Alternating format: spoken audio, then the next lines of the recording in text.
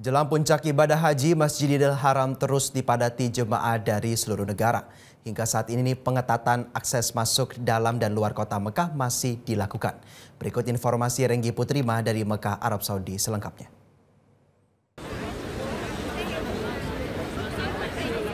Jelang puncak ibadah haji, kota suci Mekah sudah mulai dipadati jemaah haji dari berbagai negara, termasuk Indonesia. Mereka biasanya memilih waktu malam hari menjelang pagi hari untuk beribadah, baik itu umroh wajib, umroh sunnah, maupun untuk sholat di Masjidil Haram, menghindari suhu panas dan cuaca terik di siang hari. Segala persiapan sudah dilakukan oleh pemerintah, khususnya Kementerian Agama, untuk menyambut puncak haji di Arafah, Musdalifah, dan Mina. Jemaah haji diimbau untuk terus menjaga kesehatan mereka guna menyambut puncak haji pada pertengahan Juni nanti. Sementara itu, otoritas Saudi terus memperkuat dan memperketat akses masuk ke kota suci Mekah dengan mengadakan sejumlah pos pemeriksaan di sejumlah wilayah, termasuk jemaah haji yang datang dari Jeddah menuju Mekah maupun dari Madinah menuju Mekah. Dari Mekah, Arab Saudi, Renggi Putrima, Metro TV.